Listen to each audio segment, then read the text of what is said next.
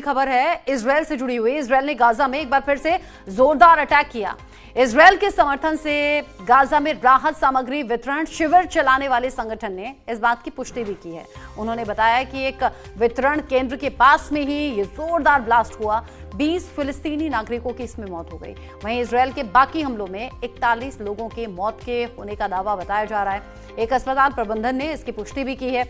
इन लोगों में 11 बच्चे शामिल हैं। वहीं मौत का आंकड़ा 61 तक पहुंच चुका है। गाजा जिस तरीके से एक के बाद एक धमाकों के बाद दहलता हुआ नजर आ रहा है, यहां पर अब जीएचएफ ने वितरण केंद्र के पास मची भगदड़ को लेकर पुष्टि की है। जीएचएफ के मुताबिक भगदड़ दक्षिण गाजा के यूनिस में एक वितरण केंद्र के पास मची, जिसमें 19 लोगों की मौत हो गई, कुचले जाने से वो भी। वहीं एक शख्स की मौत के पीछे चाकूबाजी को रीजन माना जा रहा है। संगठन ने इसको लेकर हमास पर आरोप लगाया है। संगठन का कहना है कि हमास ने डर और भ्रम फैलाया, जिसकी वजह से लोगों के बीच भगदड़ मची। इस संगठन के वितरण केंद्रों के पास पहले ही गड़बड़ी के मामले सामने आ चुके हैं। मई से अब तक गाजा में लगभग 850 फिलिस्तीनियों की जानें जा चुकी हैं। ये लोग मदद की गुहार लगा रहे थे। इनमें जीएफएच के वितरण स्थलों समेत कई केंद्र शामिल बताए जा रहे हैं। वहीं उत्तरी गाजा में एक बार फिर से इजरायल ने एयर स्ट्राइक की है, जिसमें 11 बच्चों समेत 22 लोगों के मारे जाने का दावा है। इजरायल की सेना ने दावा किया है कि उसने पिछले 24 घंटों में हमास के 120 से ज्यादा ठिकानों को निशाना बनाया और फिर इन्हें नष्ट भी कर दिया गया।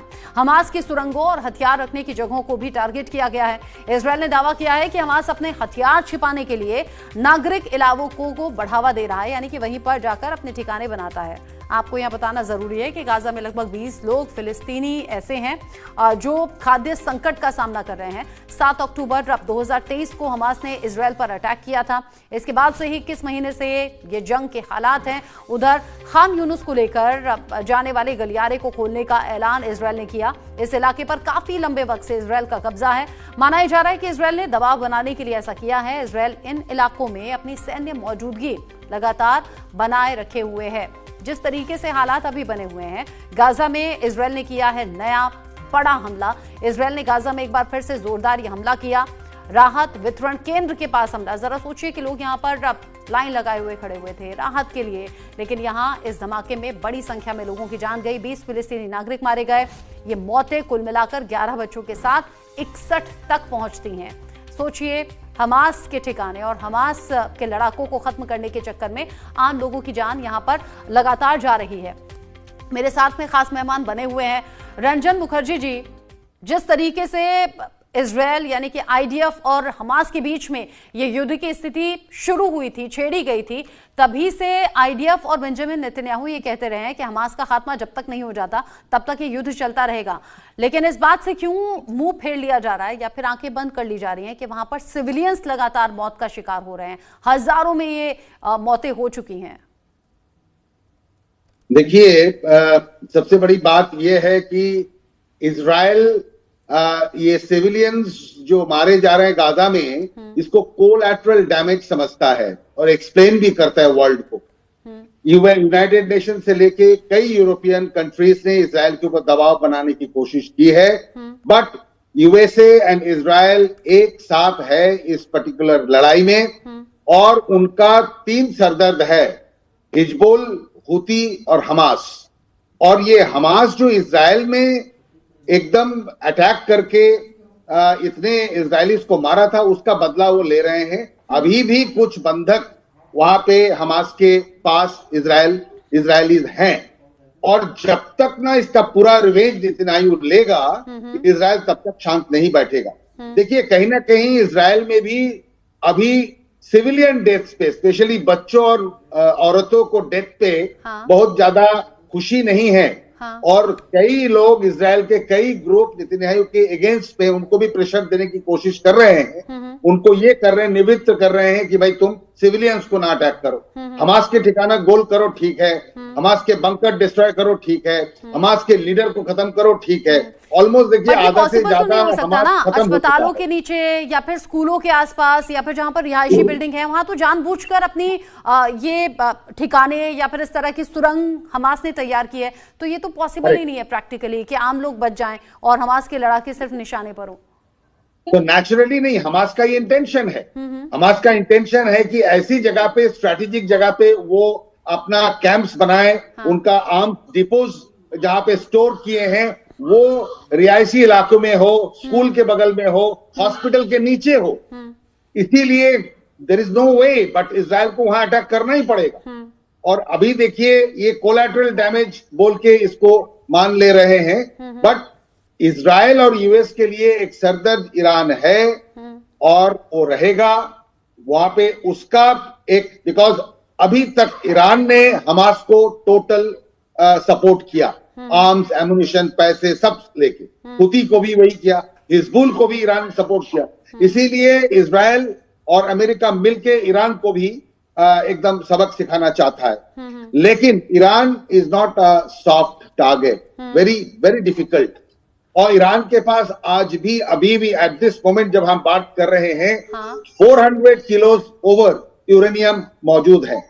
और उनका एक्चुअल ठिकानों पे उन्होंने क्लेम किया, यूएस ने कर दिया है हमने अटैक, बट कहा दे आर क्लेमिंग दैट उनके पास कोई अटैक नहीं, कोई यूरेनियम का क्षति नहीं हुआ और उनके पास मौजूद है। 3 हफ्ते में वो अपना बना सकते हैं, फिर अपना कैपेसिटी बिल्ड कर सकते हैं। तो ये एक सरदर्द है अमेरिका को भी और इजराइल को भी, जो उनको वो कंट्रोल करना चाहते हैं। तो सरेडॉन की गोली के तरह वो अटैक पे अटैक किए जा रहे हैं। और अगर अमेरिका अब जैसे पहले जून 12-13 जून को जो स्ट्रैटेजी लिया था कि बोला था कि कुछ 2 हफ्ते तक हम कुछ नहीं करेंगे और अटैक कर दिया था, वही अगर प्लानिंग कर रहा है तो आई डोंट थिंक बहुत ज्यादा सफलता मिलेगी। अभी भी बोल रहा है कि एंड जुलाई तक कुछ नहीं करेंगे, अगस्त में कुछ होगा तो होगा, लेकिन उसके पहले ही हमको लगता है कि अटैक फिर हो जाए।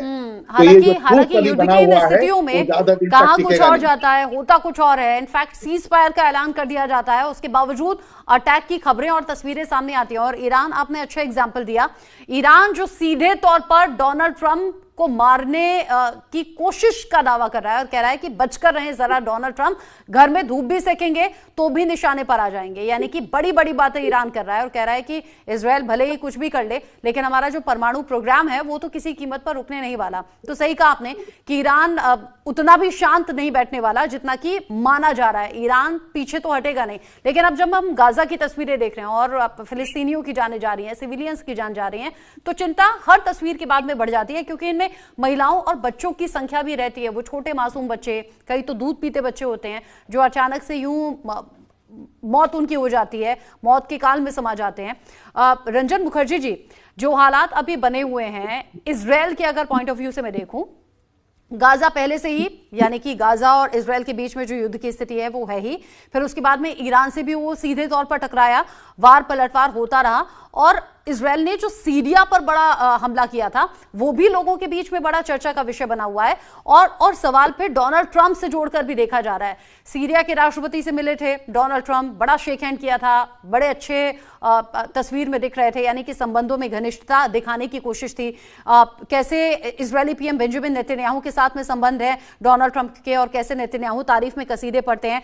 सीरिया में जो ब्लास्ट हुआ ना, सीरिया में जो धमाका हुआ, तो लोग डोनाल्ड ट्रंप को लेकर सवाल उठाने लगे कि क्या ऐसा हो सकता है कि इजराइल ने यह धमाका किया हो और डोनाल्ड ट्रंप को इस बारे में ना मालूम हो। ऐसे ही अब जोड़कर देख रहे हैं गाजा और इजराइल के बीच में इस युद्ध की स्थिति को, क्योंकि दावे तो बड़े बड़े थे, सीज फायर करा दूंगा, युद्ध रुकवा दूंगा, हुआ कुछ नहीं। देखिए, जियोपॉलिटिक्स एक बहुत ही पेचीदा एक सब्जेक्ट है।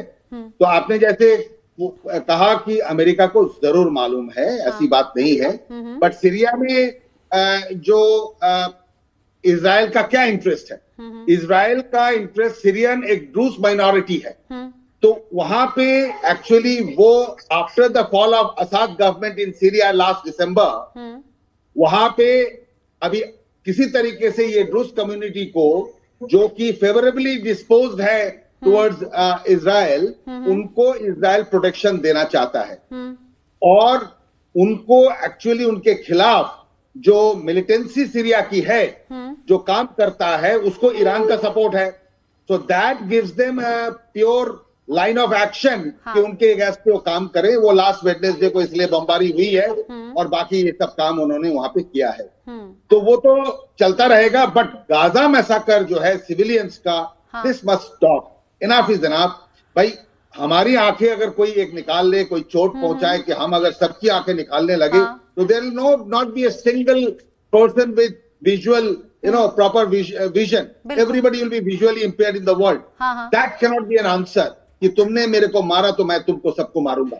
ये this must stop. Enough is enough. उसके खिलाफ बेंजामिन नेतन्याहू की सोच या फिर उनका ये जो फर्म डिसीजन है कि जब तक हमास का खात्मा नहीं होगा, इसको भी वैश्विक तौर पर अलग अलग तरीके से क्रिटिसाइज भी किया गया, रोकने के लिए भी कहा गया, लेकिन बावजूद इसके ये चीजें रुक नहीं रही हैं. और वाकई गाजा से जो तस्वीरें सामने आती हैं वो कलेजा चीर देने वाली होती हैं. फिर सवाल ये होता है कि हमास के लड़ाकों का आप खात्मा कर भी देंगे, लेकिन ये तो एक ऐसी विचारधारा है जिसका खात्मा शायद कभी ना हो. तो क्या ये जंग फिर चलती रहेगी सालों साल? ये भी जहन में सवाल आता है. आप दोनों मेरे साथ में रहिएगा, रंजन मुखर्जी जी, एस के सानी जी, आप दोनों मेरे साथ में रहिएगा. कुछ और बड़ी खबरें हैं जिनका रुख करेंगे. बहुत छोटे से ब्रेक के लिए रुक रहे हैं.